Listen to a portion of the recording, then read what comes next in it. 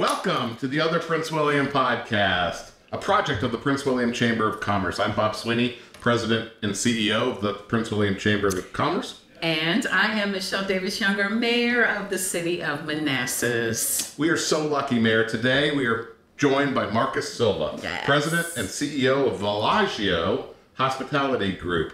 You might know this organization from many things, but I think we all have heard or have visited Farm Brew Live campus in Manassas. We're actually here today filming in the beautiful barrel room at the Black Sheep restaurant. Black Sheep. Love Black Sheep. We are so excited to be here today. Thank you. Sitting down with Marcus Silva to talk about his journey as an entrepreneur and to learn more about you and your accomplishments. So thank you so much for being with us today. Thank you. So, to get started, first of all, as a team, your podcast hosts have arrived a half hour early, and Marcus had prepared this amazing menu and a tasting of this ridiculous Knob Creek whiskey. And there is a really, really interesting story, and I think it tells the story of Marcus as a person in a weird way. I'm going to ask a question of Marcus about why he purchased 5 barrels of Knob Creek whiskey from the great-great-grandson of Jim Beam himself, Fred No. So Marcus, tell us about why whiskey, why Knob Creek, why is your name on that bottle? Wow. An opportunity presented itself. That's really what it comes down to. When we were approached by Knob Creek because of the volume, I suppose, the amount of whiskey that we sell here in some of our drinks. I mean, it's a great product. And an opportunity presented itself for this select barrel series. And we said, you know what, let's talk about the price. And what if we buy all 5 of them? And they made us a deal we couldn't refuse. And that's it. So we own all of them. Yeah. What do they call the whiskey in a barrel that evaporates? Angels, the Angel share. Knob Creek only allocated 5 barrels. Wow. And we got all of them. Okay, Yeah. so the significance is there. Okay, Yeah. you're schooling me. You're schooling I suppose me. what's Oh, left in the barrel is the Angel's Envy. Which is another great. great I product love it. too. I love it. That I is a love great it. product. That is great. So awesome. Yeah. So tell us a little bit about Marcus before you became an entrepreneur. And were you always ambitious? Tell us about the younger Marcus and bring us to today. Yeah, I think so to some extent. How far back do you want to go? Mom and dad? Or Go. So Growing up, whatever life was like. Y'all Yeah, gonna sure. do this kind of thing. So let's back up and right way to the beginning. So first generation born in this country. Mom and dad are from Portugal. My father from St. Michael, the islands of the Azores, and my mother's from the mainland of Portugal. So they came over when they were very young and supposed to for the American dream for themselves and the next generation, their kids. So I'm an only child. Both parents were school teachers. And in Providence, Rhode Island. So that's where I'm from originally, from Providence. Education was something that was really, really important. Mom and dad did not have a lot of money as school teachers, but what was really important was a strong, solid education. So I got to go to it was Catholic school, K through 11, I think it is, or 10 or 11. And then for the last 2 years, because I haven't hit those grades as a punishment. So, well, if you don't hit those grades, we're going to pull you out of the school. And ended up graduating from the public school in the town there. And then to really get my mom and dad, I suppose, and I know that this, as a parent now, I know that this really must have hurt a lot, but I left home at 18. I joined the military. Wow. So I served active duty in the Air Force. Thank you for your service. Thank you. You're welcome. And so that must have been tough as an only child. And 18, that was it. It was just like go on, and that was tough. But super proud of my time with my service, but it wasn't for me. I was stationed. So I went to see basic training in Lackland, went to Kelly Air Force Base. From there, went to Fort Dix. Did Air Base Ground Defense there. I was an SP, so security forces, security police in the Air Force. And they have this thing in the military. It's called the Dream Sheet. It's sort of where you when you're going through tech school. And you're getting your training for whatever that job is that you're going to do, you kind of fill out this form of where you'd like to go, where you'd like to be assigned. And being from New England, I was hoping to get something, close to home, like Hanscom Air Force Base, outside of Cape Cod or Massachusetts or something like that. They sent me to Minot, North Dakota. Yeah, so that might be part of the reason where, why, I just don't know that this is for me. This is really rough. But served for right around 3 years, got out early through the Palace Chase program, which is an early out for GIs to go to school. Gave up a little bit of the GI bill, ended up enrolling at George Mason University, where I worked on a degree in sociology with a minor or a concentration in behavioral science. So that's not working out for me. Yeah. Twist your turn. Do you want your money back? I know Greg Washington. Yeah. But, and in the end, it was one of those things where you think you're on one path, and just because you're on that path doesn't mean that you can't make course corrections or adjustments, and it's never too late. And I think that's, when we were together at George Mason, that was one of the points I was trying to make as, this group of people was sitting there, and it was sort of a small business, I don't know what you call it, a symposium, whatever it was, but they got to ask some questions, and I looked out into the crowd, and there were folks that were actually older than me, or maybe my age, and what they were trying to get from that was, how did you do this? How did you do that? How did you get here? And the one message that it's never too late to make course adjustments. Follow your path, follow your dream, follow your heart, follow whatever feels right to you. So going back to that concentration in sociology. Why? Because I wanted to be a marshal. I wanted to be a U.S. Marshal. That's one of the reasons I went into the military. It's one of the reasons I was an SP. It's one of the reasons that I chose this area was so that I could intern for a lot of these federal agencies around here. And I interned for Fairfax County's, or for Virginia's Probation and Parole. I interned at the Sheriff's Department. I interned for Metropolitan PD, the Bladensburg Road. And it was one of those moments where, I'm glad I'm doing this, but I don't think that I'm set. That this, it's just, I thought that this is what I wanted. I wanted to be Tommy Lee Jones kicking indoors in the U.S. Marshal movie. Didn't we all? But it's like, every outhouse, hen house, this, that, I remember the line in the movie. I was like, I want to do that too. But that's not what policing really is. It's not what, especially today, God knows. But, do you ever see the show Justified? Yeah.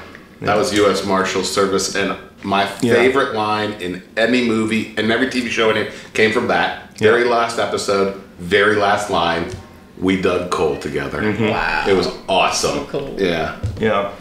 But, I just,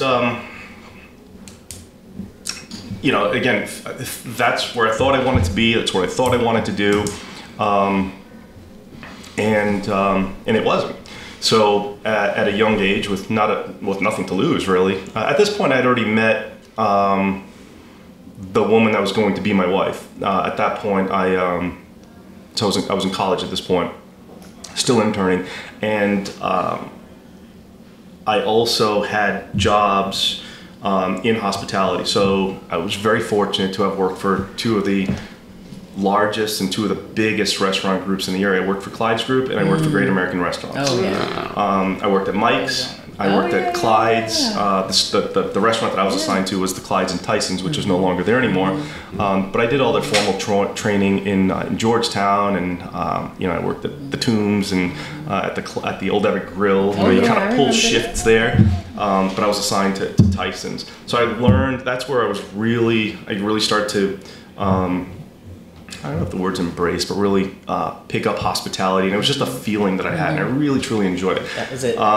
Yeah, so I knew that I didn't want to go into law enforcement, but at that age, the hospitality wasn't even on the horizon. So I leaned back on, I was sort of, again, going back to my parents being immigrants and starting out and just that first generation here, raised by my grandparents primarily. Sort of a latchkey kid and get off the bus and go home, and grandma, grandpa, things like that. My grandfather was a carpenter, so I learned how to work with my hands at a really young age, and leaned on that and started a handyman business That's amazing. in college. So literally like junior year, senior year, I forgot the name of the paper. It was like the Patriot or whatever it is, George Mason. Yeah. And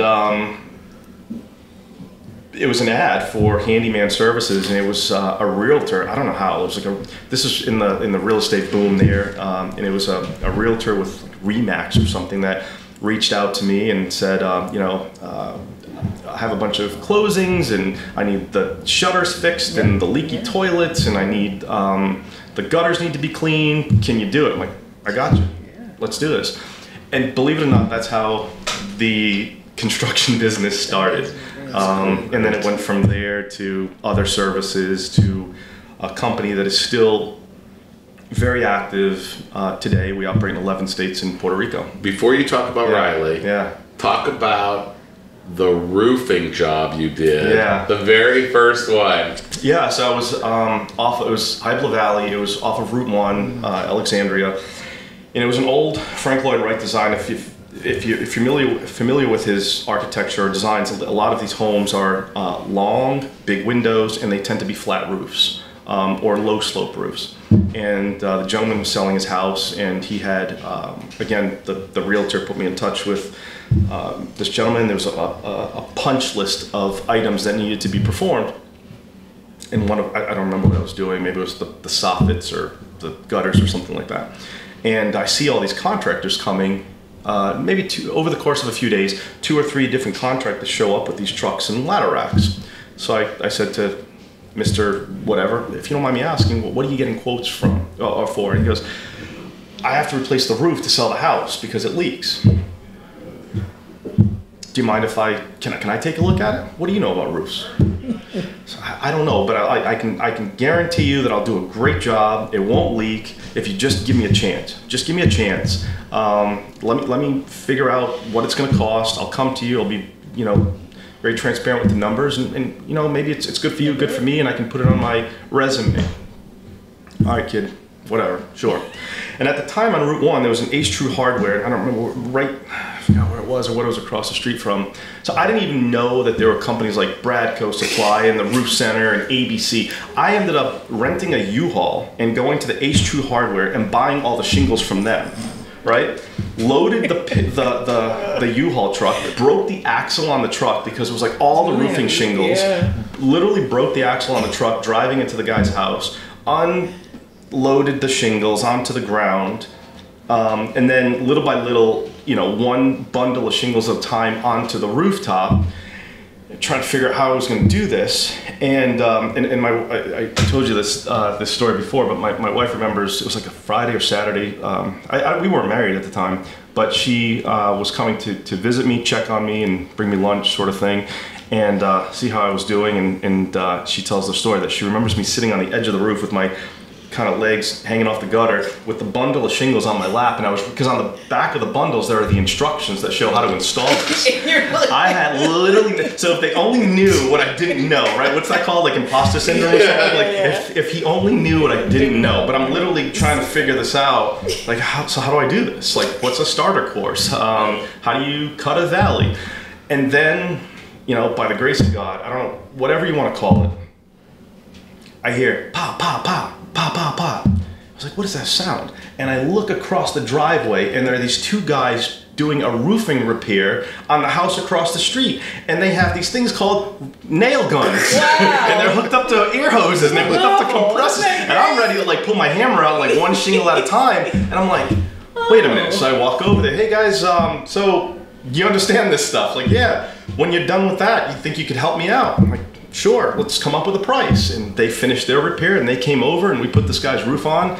And wow. I think the roof is still on the house, and there's no issues, but he never had any issues. He never had any issues, but oh my God. So you did not arrive in this community because of your Portuguese heritage, did you? No. Isn't that interesting that we have in kind of greater Manassas area, we have a really, really deep population of Portuguese immigrants and second generation now people. It's wonderful. So you've got your Portuguese heritage. You've got a company called Villagio, which I think is Italian sounding. You've got a construction company called Riley. Do you want to hear where Villagio came from? I want to, yes.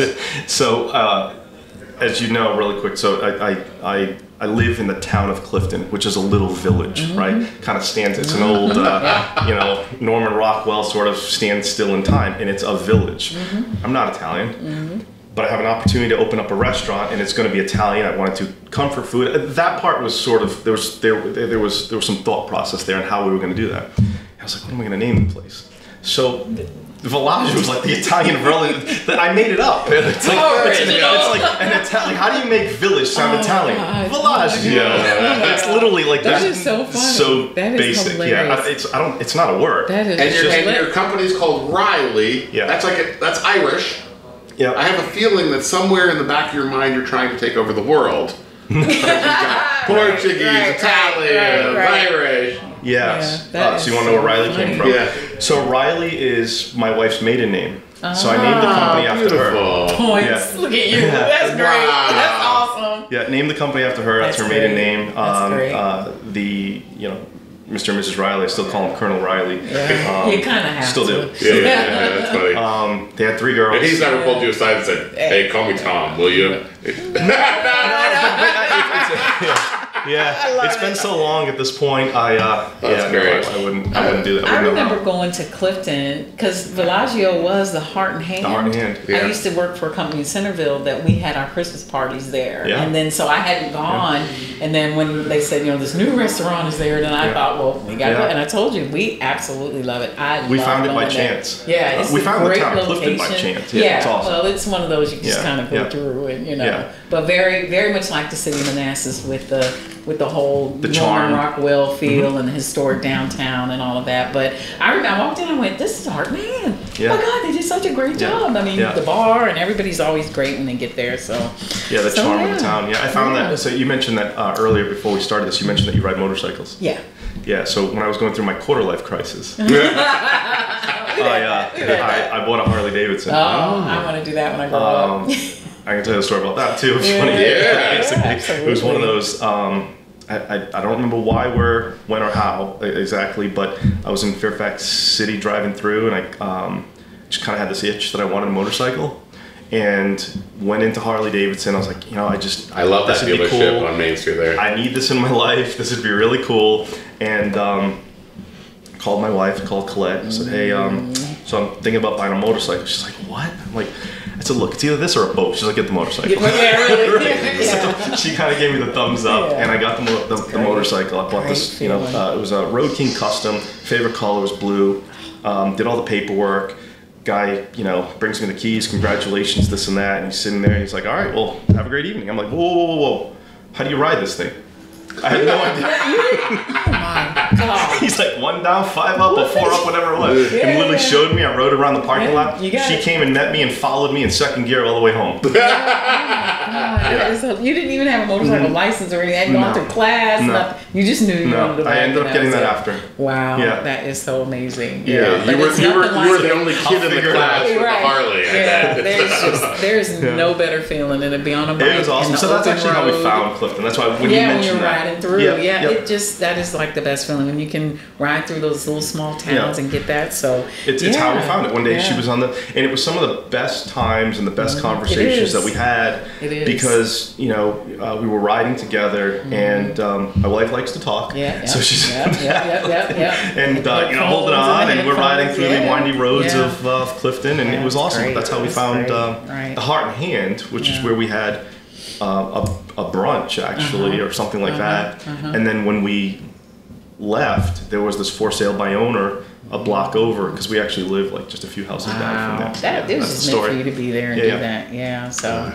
Yeah, so community, is a big part of building a business. So talk about, because we were talking earlier about the relationships and what matters, and we see with this podcast in itself, how we're including Prince William, we're including the city of Manassas. We're trying to grab everyone. So what a big part that plays in making sure that we touch everybody. So talk a little bit about the role that's played in your business plan, just being in the community, having community involvement and those connections? So we are in the county. So I know. Specific to our relationship with Prince William County, which it's a great relationship. Good.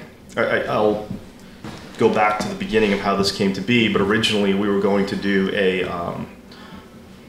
somewhere along the line as part of growing and expanding Villagio hospitality. There was this idea of doing another restaurant, and we explored that, and then an opportunity presented itself to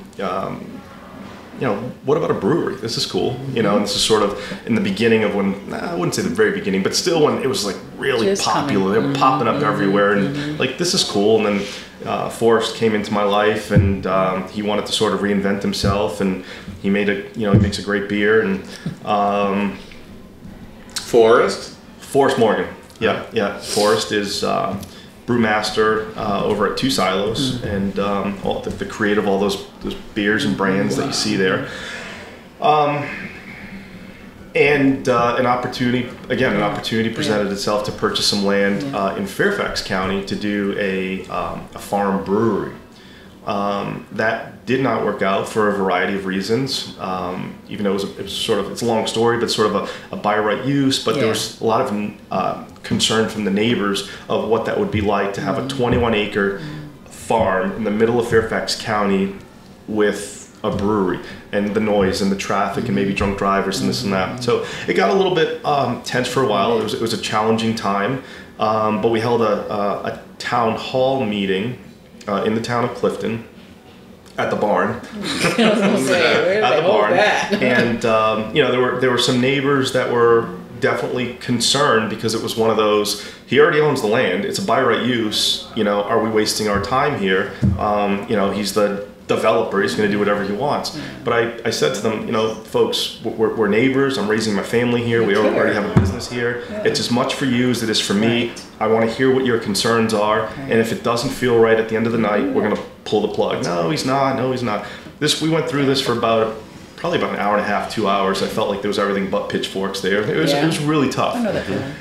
I think this was like on a Saturday, and I slept on it, and I kind of reflected and spoke to my wife, and the next day I put out a message on social media and let everybody know that we've made the difficult decision. But it was a difficult decision for us, but we felt like it was the right thing to do for the town, for the community. We heard their voices, and like, this is what we're going to do. So we decided to pull the plug on that.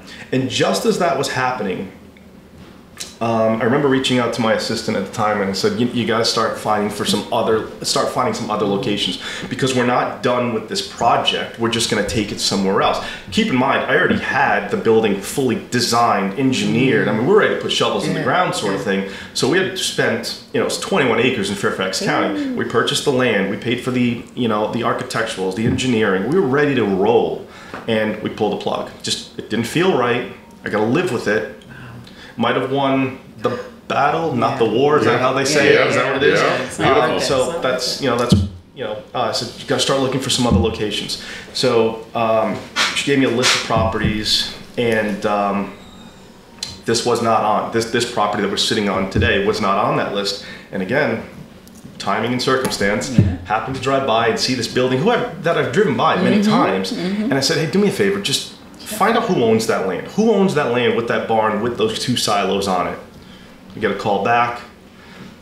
Prince William County owns it. So I reached out to Tom Flynn. I said, Tom, you sent me this. I should back up. That I actually got an email from the county. It was an email or a phone call or a voicemail. I don't remember, but it was one of those that, in summary, basically was, hey, listen, if they don't want you, meaning Fairfax, if they don't want you, we want you. So I like to say, one barn door closed and another massive barn door flew open. That's an awesome testimony, actually, about economic development in the county. Yeah, that's great. Well, there were signs. There were literally signs on people's lawns in Fairfax County and that said with a K with a red mark through it. It's like, say no to brewery. I mean, it was rough there for a minute. Really, but if you're familiar with sort of the cut through from Fairfax to Prince William, which is Yates Ford Road, a lot of people do that.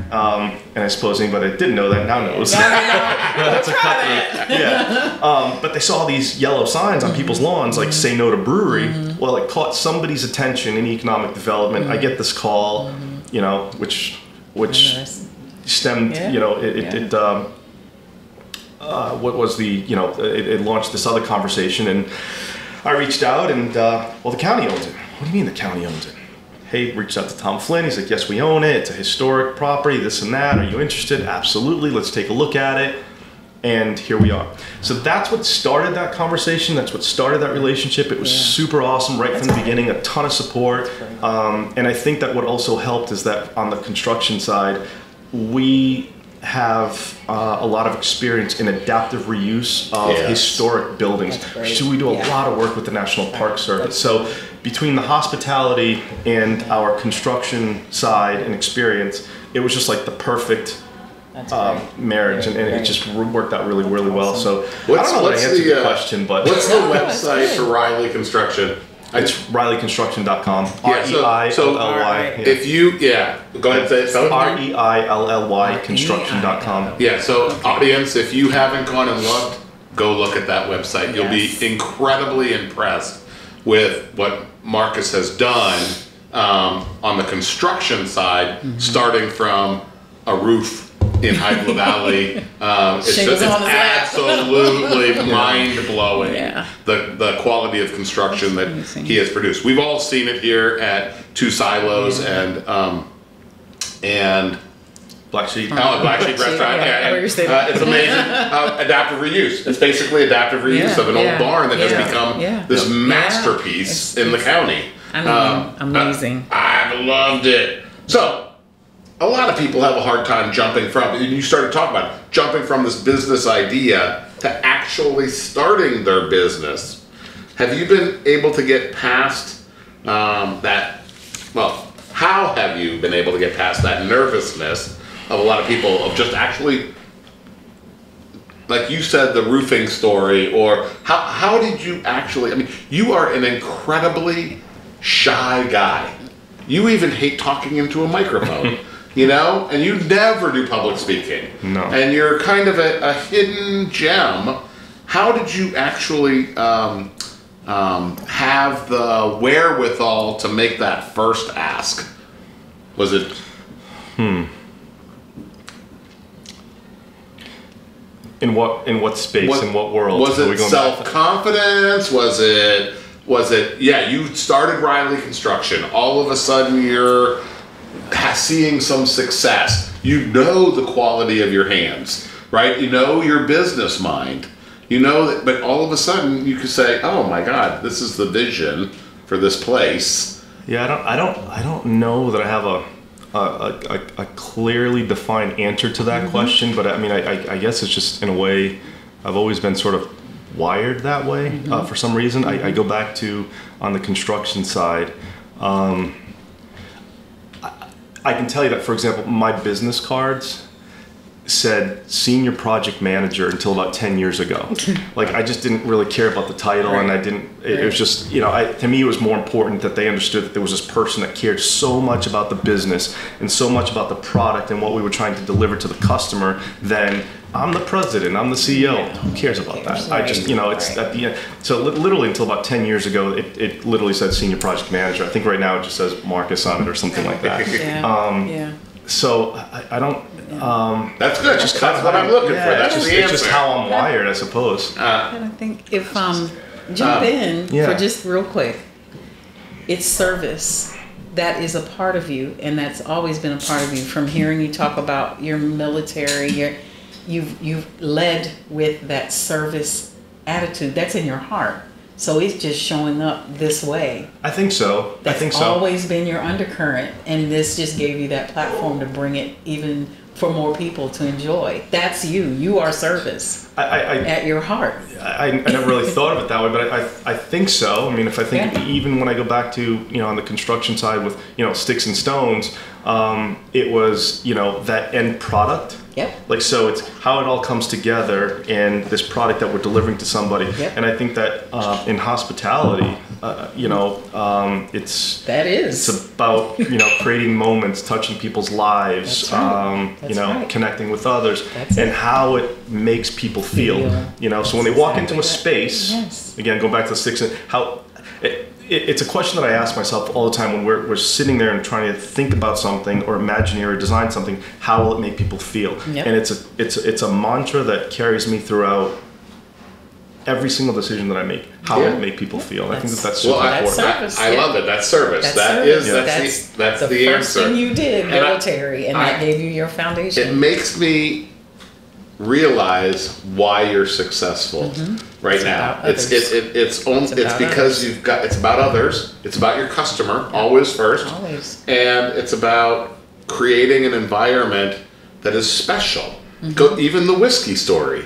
You're creating a special story. I don't know what the story is with Two Silos and the incredible music you have coming through here. I don't know why that ever happened, but it's amazing. Yeah. Think about the people's lives that have all special events in people's lives that you are now a part of forever. Creating whether it's a wedding at Villagio, a baby shower at Black Sheep, all that stuff. It all happens here. You had me eating in the igloo outside. In the cold, probably. And I'm going, what am I doing? But that's creating the experience. Yeah. And that's when you're Black Sheep. Oh, yes, I'm going to dress up because... Yeah. But you don't have to. No, you don't. But it makes you feel that. You feel good when you say Black Sheep, going to Black Sheep. It's great. It's just such a wonderful feeling. And I know that comes directly from your heart. I think so. It is here. I think so. And you can feel it all throughout. Yeah, So, absolutely. Absolutely. So, I noticed on Villagio's Group website, you have 2 new businesses coming in 2025. Just talk a little bit about that, if you can, about Proof and Reveal. Is that... Repeal. Yeah, okay. Super excited about those. Okay.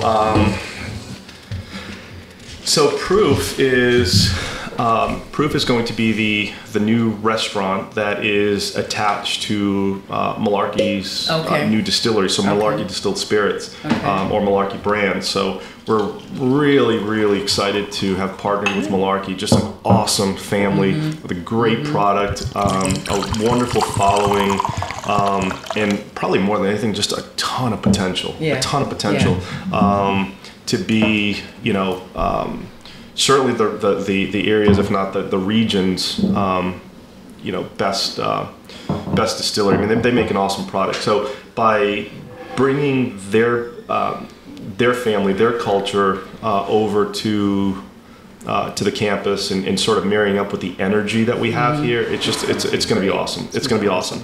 So we see that as a huge responsibility on the restaurant side, because that's an opportunity to actually, to have people. It's a captured audience that's coming to experience Malarkey, and now we get to feed them. We get to show them the space. It's an introduction to Farm Brew Live. So it's called Proof, as in 100 proof, 100 whatever. So it's Proof. Sort of the foundation of it will be. Burgers and bourbon sort of thing. So there'll be so much more than that. And you actually meant, so when you mentioned dressing up for Black Sheep for a minute, it's almost like a little bit of a misconception sometimes, but it's out there that Black Sheep is fancy. Right. But as you know, it caters to everyone. And we welcome everyone, we embrace everyone. The menu is approachable. I think that the price points are where they need to be.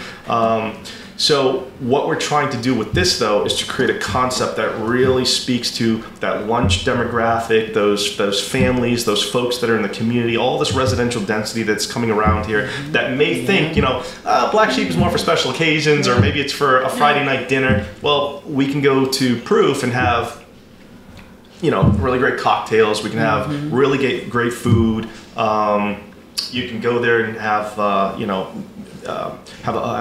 business meeting. There'll be a few private dining rooms. There'll be some lounge seating. So it's just all kinds of an experience that will resonate with everybody. Yeah, it does. It does. I mean, I come here often, and I see. We're trying to hit that space there. We have the fast casual at Two Silos with the pizzas and the handhelds and the salads and the food trucks, and the amazing pretzels. And then we have the polished casual over here at Black Sheep. So we're trying to what's that spot right there because I've heard people say, wish there were more food options here in the area. So we're trying to, just answer that question. Give them what they want. On it, you got me. So taking me way back. And then reveal is the other. Repeal. I keep saying reveal. Repeal, like repealing the, all that 1920s. Stuff. 1920s, yeah. Got it. Yep. Repealing prohibition. Yeah, absolutely. So that'll be a concept that is connected to. I don't know if I should tell you this because it's kind of a secret. Okay, I mean, it is a speakeasy. It's a speakeasy. But yeah, it's a speakeasy. It's sort of the different. That's cool. The unexpected in plain sight. That's sort of our. I guess when we talk about the design, and then you think, well, I have to go into a hotel and I'm going to walk through a lobby. I'm in Manassas. What am I going to expect? You'll see. You'll see. Right. It's going to be very authentic. You're going to really, truly feel like you're in a 1920s speakeasy. Again, the unexpected in plain sight. That's great. Yeah. That's beautiful. Awesome. And you have a partnership with Holiday. With Holiday and with Hilton. With Hilton, yeah. It's going to be a Hilton property. Wow. Yeah. The hotel is it's a Hilton property. It's a Tempo by Hilton. It'll be the first Tempo in Virginia. Okay. It's a awesome product. 92 rooms on property, on site. Yep. That's amazing. Yep. And we've partnered with Holiday. They're going to be operating the hotel. We'll take care of the food and beverage component. And it's going to be a great addition to the campus. Lastly, if you could do anything different, we ask this of all of our guests who are super successful, what would it be? Anything different. What would I do different? What would you do different with I know you struggled early life, super successful now. So in the end, it all worked out great. You got the beautiful wife, you got the successful business, you've got the pillar of the community, you're growing and expanding now. Yeah. But it wasn't always that way. So I'm just wondering, would you change anything about your trajectory, or what have you learned? Okay. Yeah, I think that my answer is probably on face value is going to seem very arrogant, but the answer is nothing. I wouldn't change anything. And the reason for that is because I've made so many mistakes over the years. And learned. Personally, professionally, as a husband, as an operator. But it's those mistakes, the mistakes I made, those are the ones that actually I've learned from the most, and that make me a better person. They don't define me. Right. And no one will ever weaponize those against me because I accept them. You accept it and you acknowledge it. But I think it's what makes me a better person and a better operator. That's awesome. Yeah. That's awesome. That's brilliant. So that's it for the questions that I have, Mayor. That is it. That is definitely it. Before we wrap up this interview, I just want our audience to know that Marcus has broken open a bottle of Knob Creek Single Barrel Select Rye. That's the water. 9-year-old, and on the label it says Single Proof Barrel Select Rye from Black Sheep, Villagio Hospitality, number 2, 115 proof. And he's opened the bottle to give us a taste of the only way you can have this bottle in the state of Virginia is at this restaurant. They actually got to walk through the rick houses and choose the barrels, taste them and choose them. There's a whole kit that came with this, and we like this, we don't like that. That's the one. Really? Yeah. So when it says barrel number or rick house number 2, it'll show which rick house or which rick barrel house number. Fault flows. 03. So that's the acronym. That identified. So imagine, you see these barrels here. Yeah. They walk up and we try that one. We don't like it. We like that one. That's the one. Wow. Yeah. How amazing is that? So okay. So cheers, everybody. Cheers. Cheers, guys. Thank you so much. Thank you so much. This is awesome. This is great. Awesome. Thank you. All right, guys, and that's a wrap. Thank you for joining us today. We would encourage you to stay connected by following the other Prince William podcast on your favorite podcast platform listed in the description. Until next time, be sure to keep supporting local businesses, artists, and entrepreneurs. Thank you, Marcus, for joining us again today. To all of our listeners, thank you for being with us on this journey. Take care, everyone. We'll see you at the next episode of the other Prince William. Prince William. Cheers. Cheers.